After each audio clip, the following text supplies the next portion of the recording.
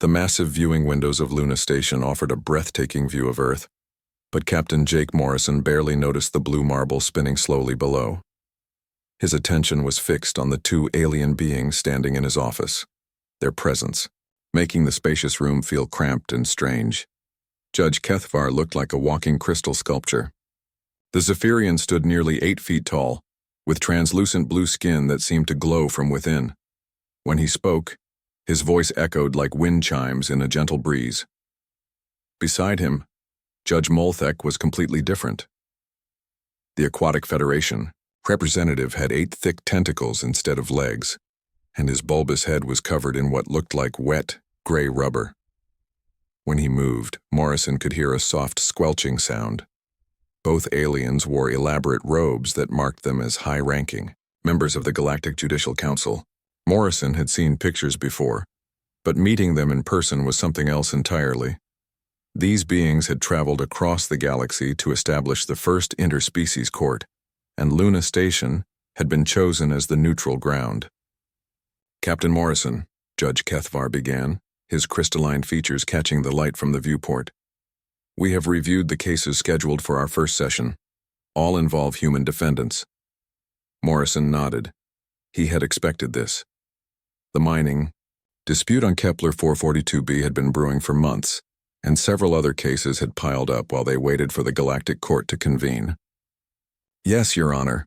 We have 3 cases ready for proceedings. Judge Molthek's tentacles writhed slightly as he spoke.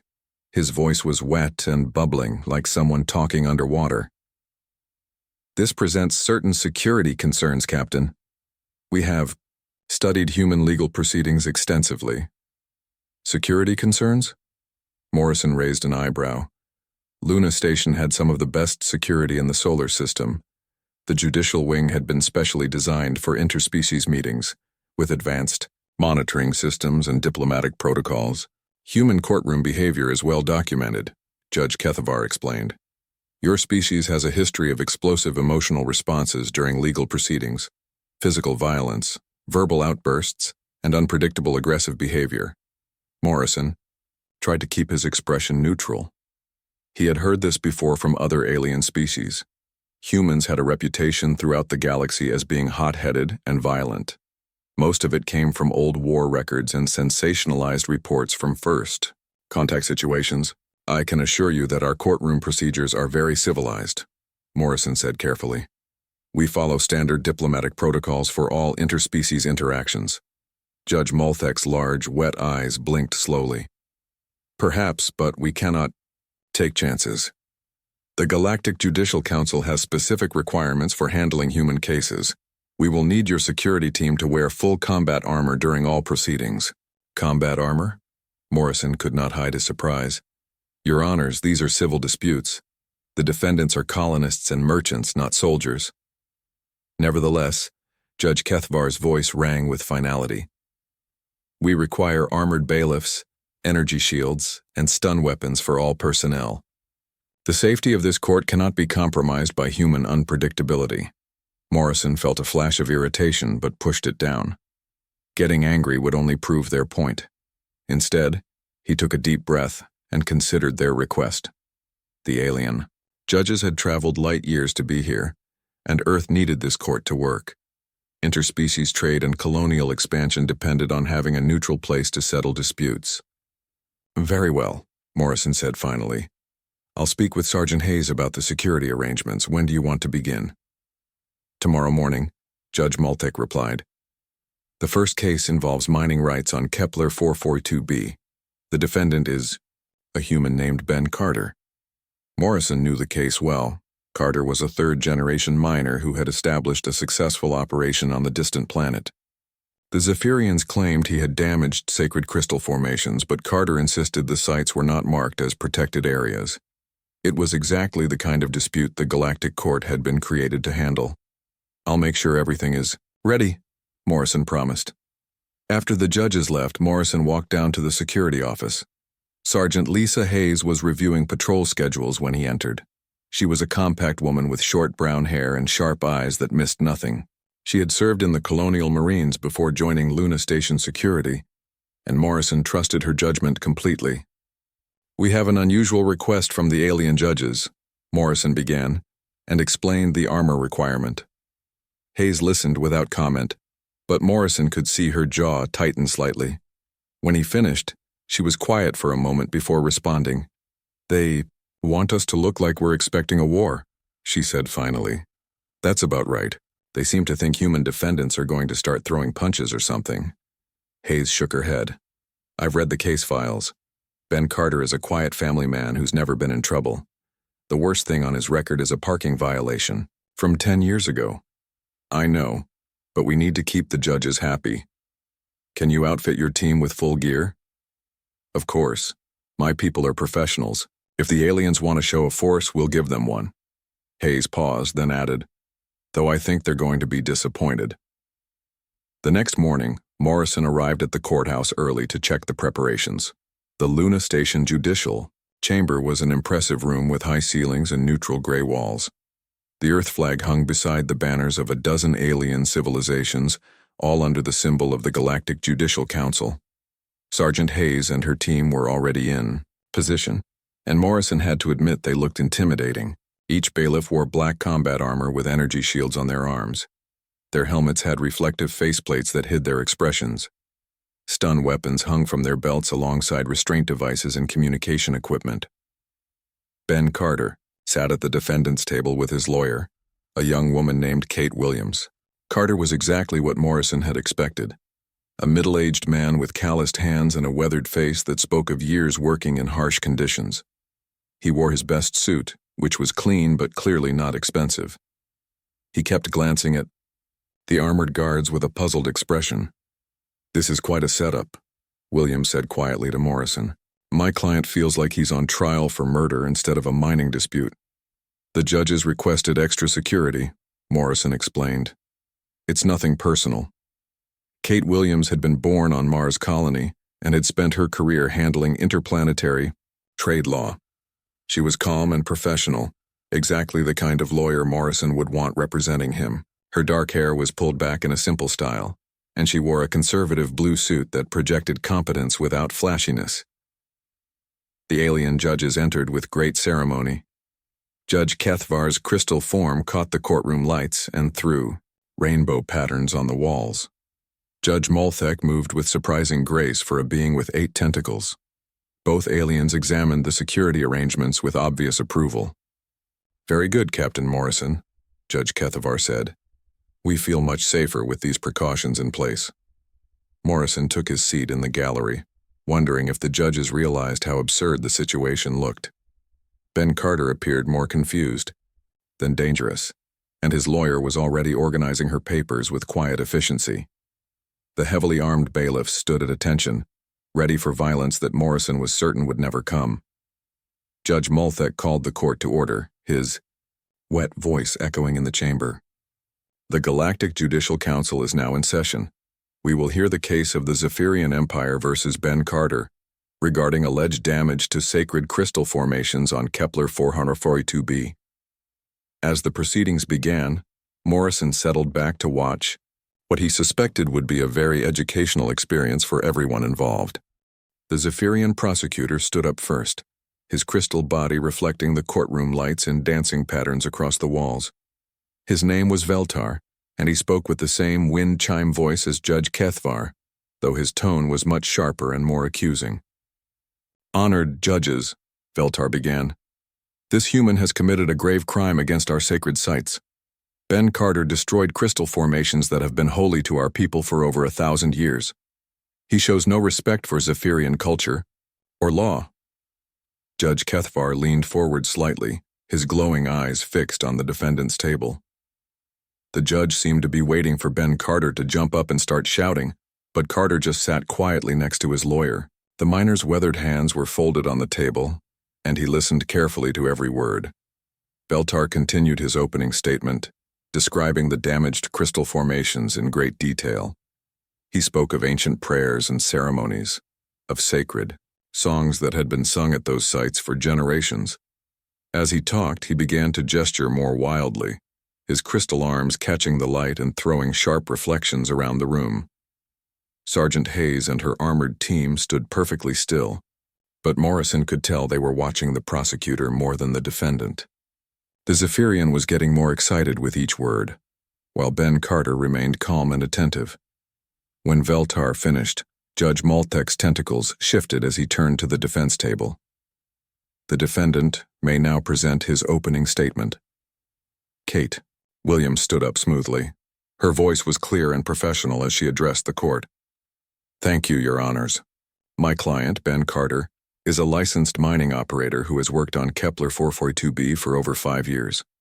He followed all proper procedures and filed all required surveys before beginning his operation. She activated a holographic display that showed the mining site from above. The three-dimensional image floated in the center of the courtroom, showing the landscape of Kepler 442b in perfect detail.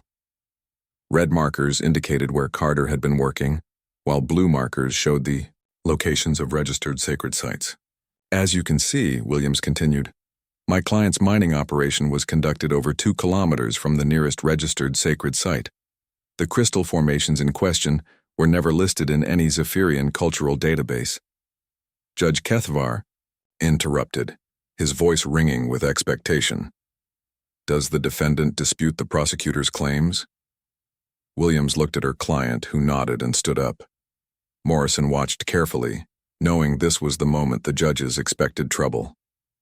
Ben Carter was a big man with strong arms from years of hard work, and he could probably cause serious damage if he wanted to. Instead, he spoke in a quiet, respectful voice. Your Honor, I never meant to damage anything sacred. I've worked with alien cultures my whole career, and I always follow the rules. Before I started digging, I checked every database I could find. Those crystal formations weren't marked as protected. He sat back down without raising his voice or making any threatening gestures. Judge Maltek's large eyes blinked in what might have been surprise, while Judge Kethvar seemed almost disappointed by the lack of drama. The trial continued with witness testimony. The first witness was a Zephyrian priest named Shaldev, who described the religious importance of the damaged crystals. He spoke in a melodic voice about ancient rituals and spiritual connections to the crystal formations. When Kate Williams cross-examined the priest, she was respectful but thorough. When were these particular formations designated as sacred sites? She asked. Shaldev's crystalline features flickered uncertainly. They have always been sacred to our people. But when were they officially registered with the Galactic Cultural Protection Agency? Williams pressed gently. That is to say, the paperwork may have been delayed. Williams nodded and made a note on her tablet. So as of 5 years ago, when my client began his operation, these sites were not listed in any official database. The bureaucratic process does not change their sacred nature, Shaldev replied, his voice becoming defensive.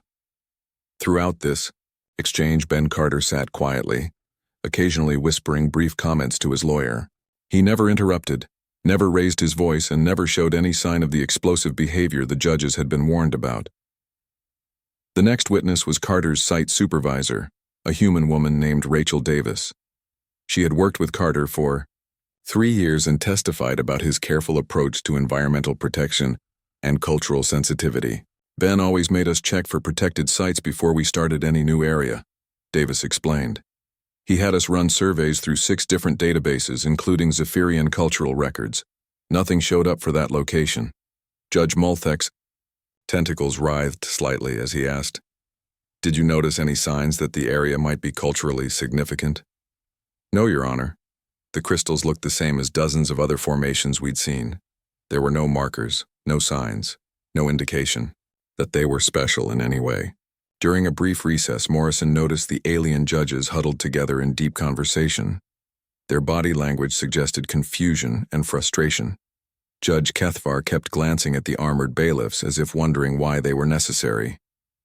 Captain, Morrison approached Sergeant Hayes during the break.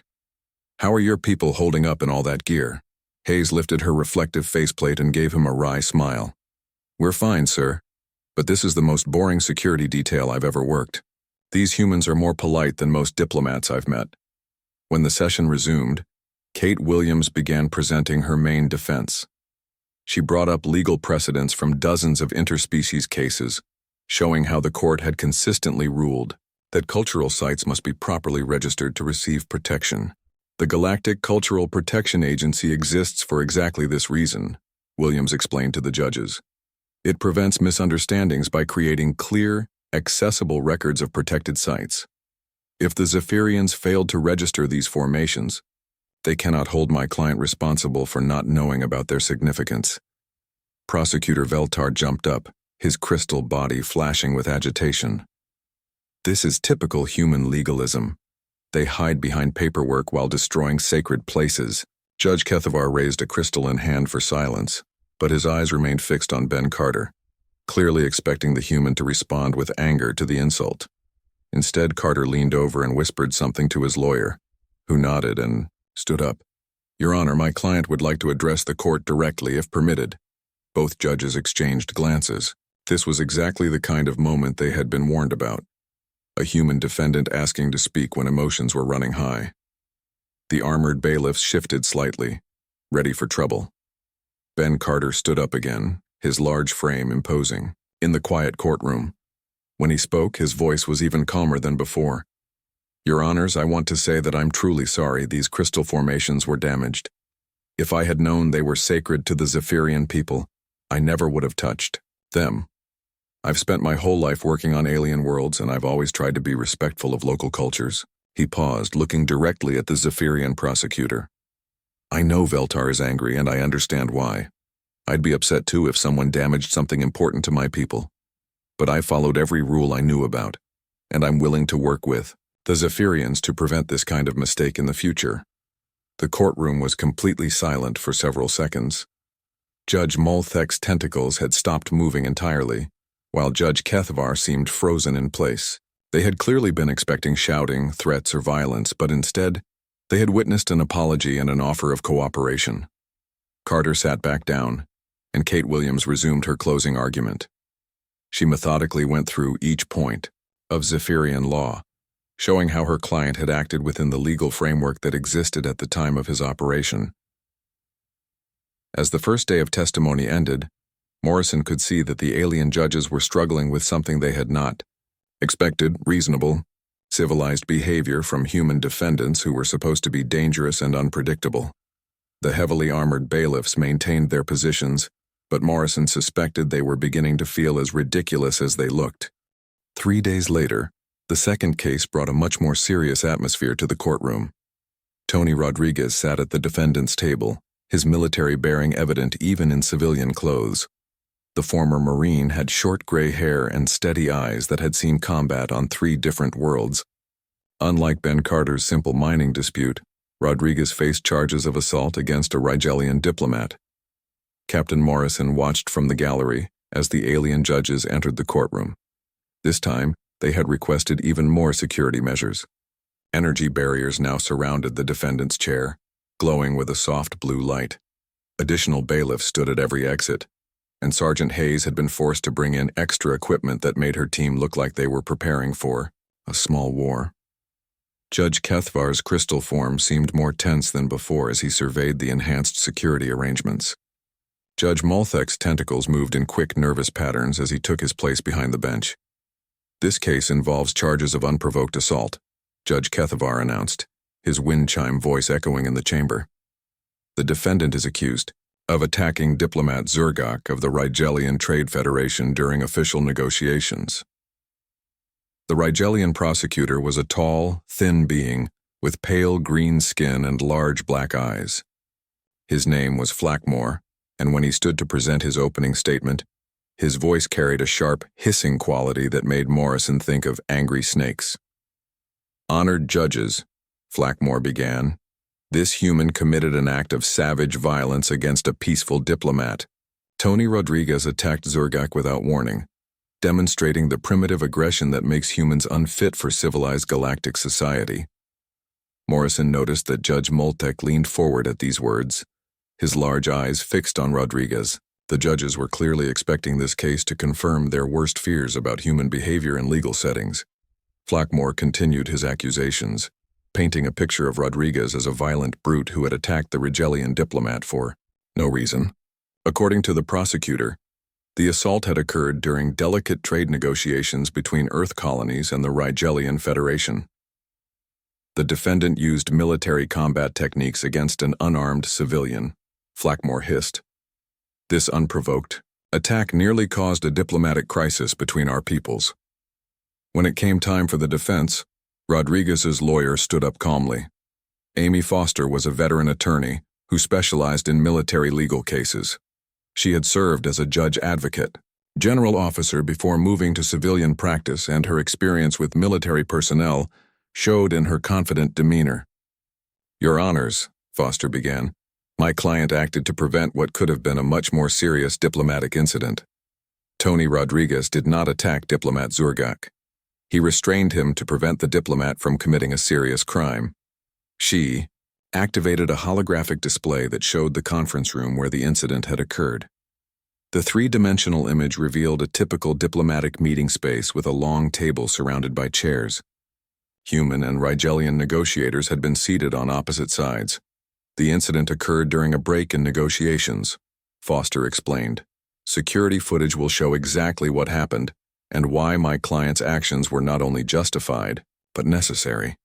Judge Kethvar interrupted, his crystalline features catching the light. The defendant may now speak for himself, if he chooses. This was the moment Morrison had been waiting for. Tony Rodriguez stood up slowly, his movements controlled and precise despite the energy barrier surrounding his chair. The armored bailiffs tensed slightly, ready for the explosive outburst the judges had been warned about. Rodriguez looked directly at the judges, his voice calm and clear. Your Honors, I served in the Colonial Marines for 15 years before retiring to work in diplomatic security. I've never been in trouble with the law, and I've worked with dozens of alien species without incident. He paused, choosing his words carefully. What happened in that conference room was not an assault. It was a security intervention to prevent a crime against the human negotiation team. Rodriguez sat back down without raising his voice or making any threatening gestures. Judge Molthek's tentacles had stopped moving entirely, while Judge Kethvar seemed almost disappointed by the lack of drama. Amy Foster called her first witness, a human trade negotiator named Paul Grant who had been present during the incident. Grant was a middle-aged man with thinning hair and the soft appearance of someone who spent most of his time behind a desk. Mr. Grant, Foster began, please describe what you observed during the break in negotiations. Grant adjusted his glasses nervously before speaking. We had been negotiating for about 3 hours when diplomat Zurgak suggested a break. During the recess, he approached our coffee station and began adding something to the drinks intended for the human team. What kind of substance? Foster asked. I didn't recognize it at first, but it looked like a fine powder. Zurgak was being very secretive about it, looking around to make sure no one was watching. Foster nodded. What happened next? Tony Rodriguez noticed what was happening and approached the diplomat. He asked what Zurgak was putting in the drinks. When the diplomat became evasive, Tony gently took hold of his arm to prevent him from leaving. Prosecutor Flackmore jumped up, his pale green skin flushing with anger. This is outrageous. Diplomat Zurgak was merely adding a traditional Rigelian flavoring to make the human beverages more palatable. Amy Foster remained calm. Your Honor, we have laboratory analysis of the substance in question. Would the court like to see the results? Judge Moltek's large eyes blinked slowly. Present your evidence. Foster activated another holographic display showing the chemical analysis. The complex molecular structure rotated slowly in the air above the courtroom. The substance was identified as Rigelian mind spice, a psychoactive compound that causes euphoria and impaired judgment in most humanoid species. The courtroom fell silent. Morrison could see the alien judges exchanging glances, their confidence clearly shaken.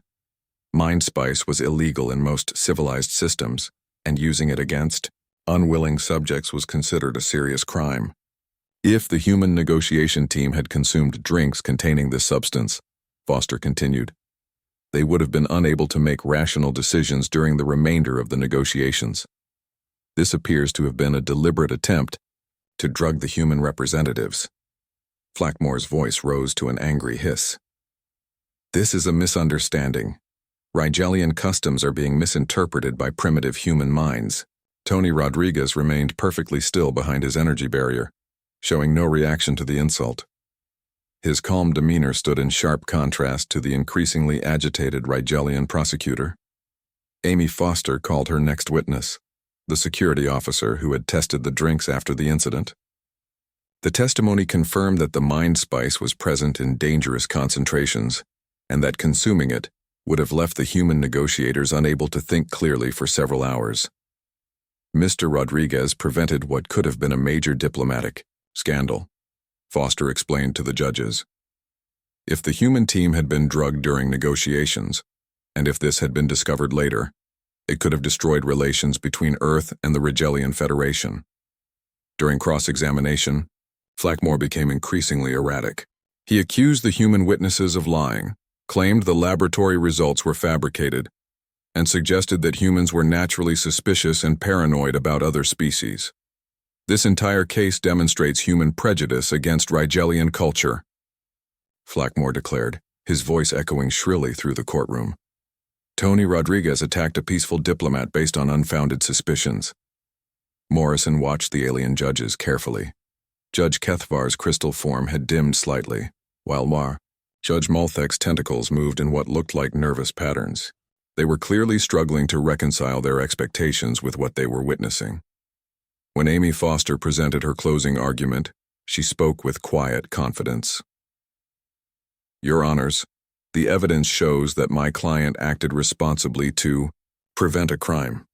He used minimal force, he immediately reported the incident to security, and he showed genuine concern for maintaining good relations between our species. She gestured toward Rodriguez, who sat quietly behind his energy barrier. Tony Rodriguez could have simply allowed the drugging to proceed and then used it as evidence of Rigelian bad faith.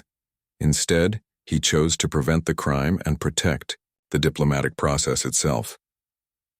As the session ended, Morrison could see that something had changed in the alien judges' attitudes.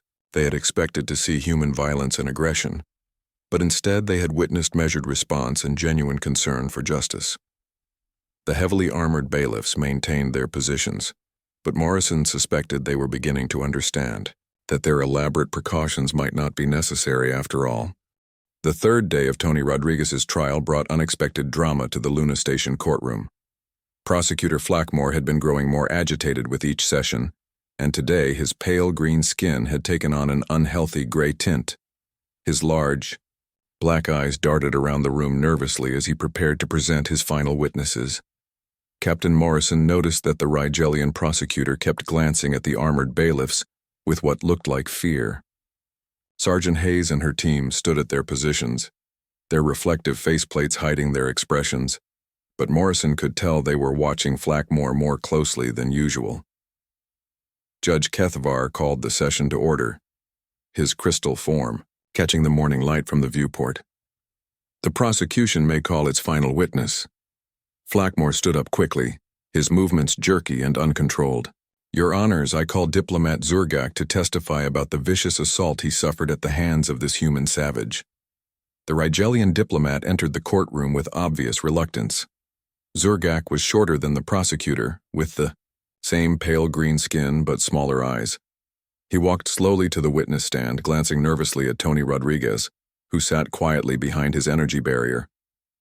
Diplomat Zurgak, Flackmore began, his voice rising to an uncomfortable pitch. Please, tell the court about the unprovoked attack you suffered. Zurgak shifted uncomfortably in his seat. I was merely trying to improve the taste of the human beverages when Rodriguez grabbed my arm. The force he used was completely unnecessary. Did you feel threatened by this human's aggression? Flackmore pressed. Yes, of course. Humans are known for their violent tendencies. I feared for my safety. Amy Foster stood up for cross-examination, her voice calm and professional. Diplomat Zurgak, you stated that you were improving the taste of human beverages. Can you explain what substance you were adding?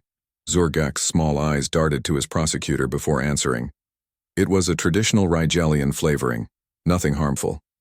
Are you aware that the substance has been identified as mind spice, which is illegal in most galactic jurisdictions? That is... The laboratory analysis must be incorrect. Foster nodded calmly.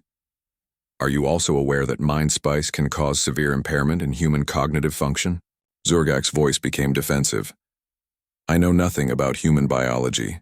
I was simply trying to be hospitable.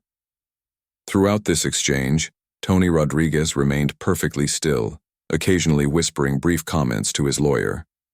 His calm demeanor contrasted sharply with the increasingly nervous Rigelian diplomat.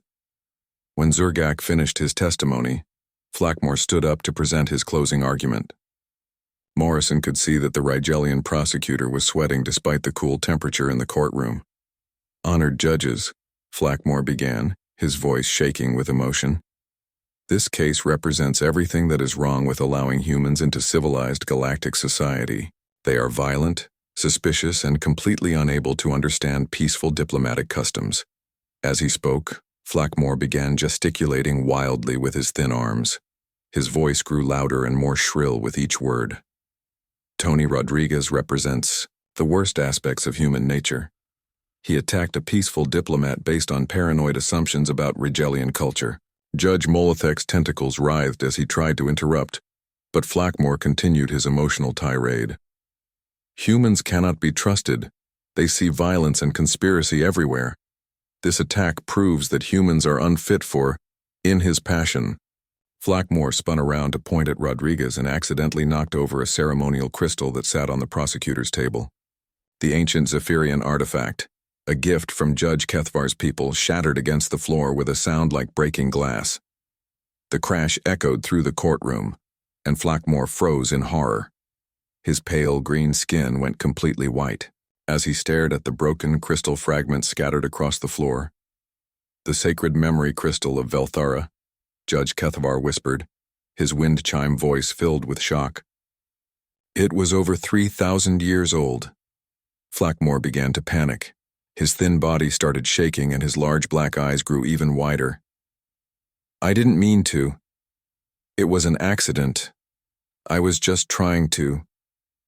The Rigelian prosecutor stumbled backward, clearly terrified of the consequences of destroying such an ancient artifact. In his panic, he began waving his arms frantically, trying to explain himself to the judges. Please, Your Honors, you must understand I was making an important point about human violence, and I simply got carried away with the passion of my argument. As Flackmore continued his frantic gesturing, he nearly struck Judge Kethvar with his flailing arm. The crystalline judge pulled back in alarm, his translucent features flashing with surprise and fear. That was when the heavily armored bailiffs moved into action. Sergeant Hayes stepped forward smoothly, her movements controlled and professional, despite the bulky combat armor. She placed one gauntleted hand gently on Flackmore's shoulder, while her other hand guided his arm away from the judges. Sir, I need you to calm down and step back, Hayes said, her voice calm but firm through the armor's speaker system. Two other bailiffs moved to flank the panicking prosecutor, but their approach was careful and measured. They made no threatening gestures, used no force beyond what was necessary to prevent further damage. Flackmore continued to babble about the broken crystal, his panic making him increasingly incoherent. The humans made me do it. They're violent. Nature infected me. I would never have acted this way if not for their influence. The bailiffs maintained their gentle but firm grip on the prosecutor, preventing him from causing any more damage while allowing him to continue speaking. Their professionalism was remarkable, especially considering they were wearing combat armor designed for warfare. Meanwhile, Tony Rodriguez had not moved from his position behind the energy barrier. He watched the scene with calm interest, showing no sign of satisfaction or anger at the prosecutor's breakdown. His restraint was particularly notable given that Flackmore had just blamed him for the incident. Captain Morrison observed the scene with growing amazement. The alien prosecutor, who had been accusing humans of violent and unpredictable behavior, was now being gently restrained by the very humans he had been condemning. The irony was not lost on anyone in the courtroom. Judge Moltek's tentacles had gone completely still as he watched his fellow prosecutor being calmed by human security officers. Judge Kethvar's crystal form had dimmed considerably, though whether from shock at the broken artifact or realization about the situation was unclear. After several minutes, Flackmore finally began to calm down under the patient handling of the bailiffs. Sergeant Hayes kept talking to him in soothing tones, explaining that accidents happen and that the important thing was to prevent anyone from getting hurt. "We understand you're upset about the crystal," Hayes said through her armor's speakers. "But getting more agitated won't help anyone. Let's just focus on making sure everyone stays safe." The contrast could not have been more stark. The Rigelian prosecutor, who had spent days describing human violence and aggression, was being comforted by the same humans he had been condemning. Meanwhile, the human defendant sat quietly, showing remarkable restraint despite being falsely accused. When order was finally restored, Judge Kethavar addressed the court in a subdued voice. "We will take a brief recess to consider recent events." As the judges left the courtroom, Morrison approached Sergeant Hayes. She had removed her helmet, revealing a slightly amused expression. "Interesting morning," Morrison commented. Hayes nodded toward the broken crystal fragments. "That prosecutor was wound tighter than a mainspring. I've seen combat veterans with better emotional control." She glanced at Tony Rodriguez, who was speaking quietly with his lawyer. "Meanwhile, the guy we're supposed to be worried about hasn't even raised his voice once." Morrison looked around the courtroom at the elaborate security measures that suddenly seemed completely unnecessary.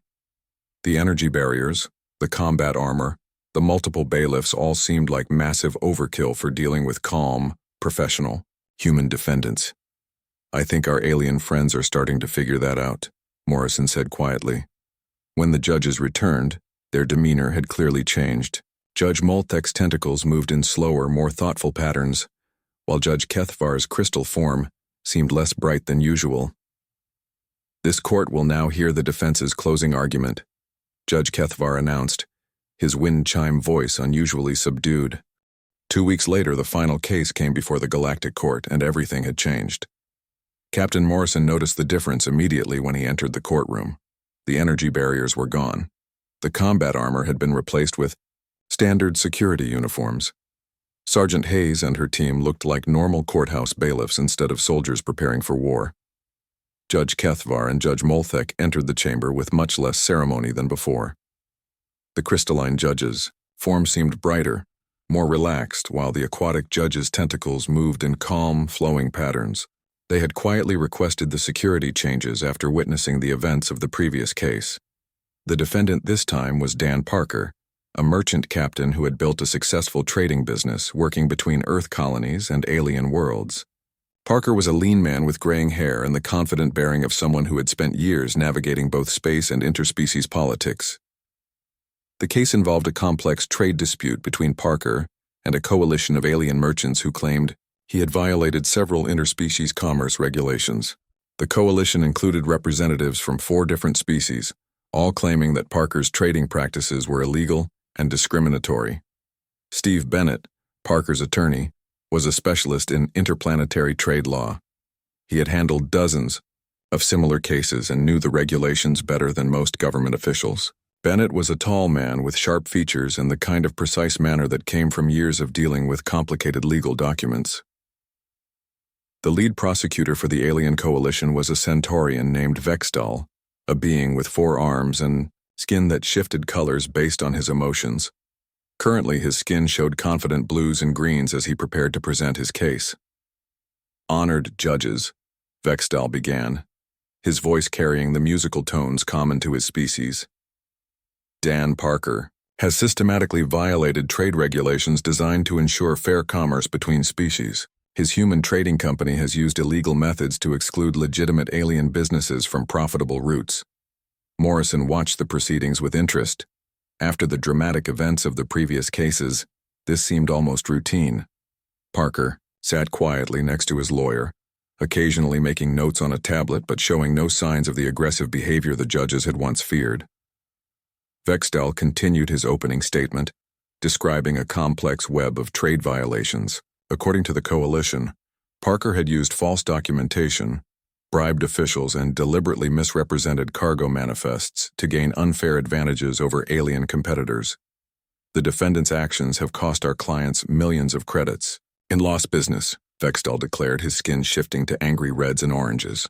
This is typical human behavior, using deception and corruption to dominate honest alien traders. When Steve Bennett stood to present his defense, his voice was calm and professional. Your Honors, my client has operated his trading business, according to all applicable regulations, for over 10 years.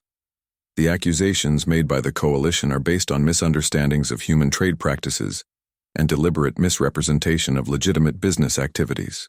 Bennett activated a holographic display showing trade routes throughout the local galactic sector. Colored lines indicated various shipping lanes, while data points marked trading posts and regulatory stations.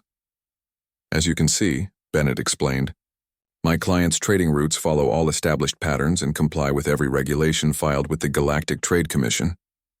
The Coalition's complaints stem from their inability to compete with efficient human business practices. Judge Moltek leaned forward, his large eyes focused on the display. Can you elaborate on these business practices? Bennett nodded. Human traders have developed streamlined logistics systems that allow faster delivery times and lower costs. Rather than adapting their own methods, the Coalition chose to file false accusations claiming these efficiencies are somehow illegal. Dan Parker stood when invited to address the court. Morrison noticed that the judges no longer seemed tense when human defendants spoke. Parker's voice was clear and confident as he explained his business philosophy. Your Honors, I've spent my career building relationships with alien cultures. Half of my regular customers are non-human, and I've always tried to operate fairly with everyone. The Coalition members aren't angry because I've broken any laws. They're upset because I've been more successful than they expected humans to be. As the trial progressed, the evidence began to paint a very different picture than the one presented by the Coalition. Bennett methodically demonstrated that Parker had followed all proper procedures, filed all required documentation, and operated within the bounds of every applicable regulation. The first Coalition witness was a Rigelian trader named Mulketh, who claimed that Parker had stolen cargo routes that rightfully belonged to alien businesses. Under cross-examination, however, it became clear that no such exclusive rights existed. Mr. Mulketh, Bennett asked politely, can you show the court any regulation that grants exclusive trading rights based on species? The Rigelian's pale skin flushed with embarrassment. Well, no, but it has always been understood that certain routes were traditionally used by specific groups. So you're saying my client should be excluded from legal trade routes based on the fact that he's human? That's not what I meant, Mulketh stammered. The pattern continued with each witness. The Coalition had built their case on assumptions and traditions rather than actual law. They expected preferential treatment based on their status as established alien traders, and they resented human competition. The most damaging testimony came from a Centaurian bureaucrat named Kelvor, who admitted under oath that the Coalition had deliberately filed false complaints to tie up Parker's business in legal proceedings. We thought that if we could force the human trader to spend time and money defending himself, he would eventually give up and leave our sector, Kelvor testified, his skin shifting to ashamed purple tones. Judge Kethvar's crystal form flashed with what might have been anger. You filed false accusations to drive away legitimate competition? It seemed like a reasonable business strategy at the time, Kelvor replied weakly. Morrison watched Dan Parker's reaction to this revelation. The merchant captain remained calm, showing no sign of anger or vindictiveness, despite learning that he had been deliberately targeted with false accusations. His restraint was remarkable, especially considering the stress and expense the Coalition had caused him. When Steve Bennett presented his closing argument, he spoke with quiet confidence. Your Honors, the evidence shows that my client has operated his business legally and ethically. The Coalition's accusations are not based on any actual violations, but on their desire to eliminate human competition through abuse of the legal system. He gestured toward Parker, who sat attentively at the defendant's table. Dan Parker could have responded to these false accusations with anger or retaliation. Instead, he chose to trust in the legal process and present his case through proper channels. The contrast with the earlier cases was striking. Where the alien prosecutors in previous trials had become emotional and erratic, the human defendants had consistently shown professionalism and respect for the court. After a brief deliberation, the judges returned with their verdict. Judge Moltek spoke first, his tentacles moving in formal patterns. The court finds the defendant not guilty of all charges. Furthermore, we find that the coalition filed these accusations in bad faith, attempting to use the legal system as a weapon against legitimate competition. Judge Kethvar's crystal form caught the light as he addressed the courtroom. This court wishes to make a formal apology to the human defendants who have appeared before us. Our security precautions were based on prejudiced assumptions rather than factual assessment. The crystalline judge's voice carried genuine regret as he continued. We have observed that human legal proceedings are conducted with remarkable professionalism and respect for judicial authority. The behavior we expected has consistently come from non-human participants. Captain Morrison felt a surge of satisfaction as he watched the proceedings conclude. The alien judges had learned an important lesson about making assumptions based on species rather than individual behavior. Sergeant Hayes approached Morrison as the courtroom began to empty. The judges have requested a meeting with you, sir. They want to discuss establishing permanent human legal missions throughout the galactic court system. Morrison nodded, not surprised by the request. The past few weeks had demonstrated that humans could be valuable contributors to interspecies justice rather than problems to be managed. As Dan Parker shook hands with his lawyer and prepared to leave, Judge Moltek approached them. The aquatic judge's tentacles moved in what Morrison had learned was a gesture of respect. Captain Parker, the judge said, the court would like to commend you for your patience during this ordeal. Your gracious response to false accusations reflects well on your species. Parker smiled and offered a slight bow. Thank you, Your Honor. I hope this helps build better understanding between our peoples. Later that day, Morrison met with the alien judges in his office. The view of Earth through the viewport seemed especially beautiful as they discussed the future of the galactic court system.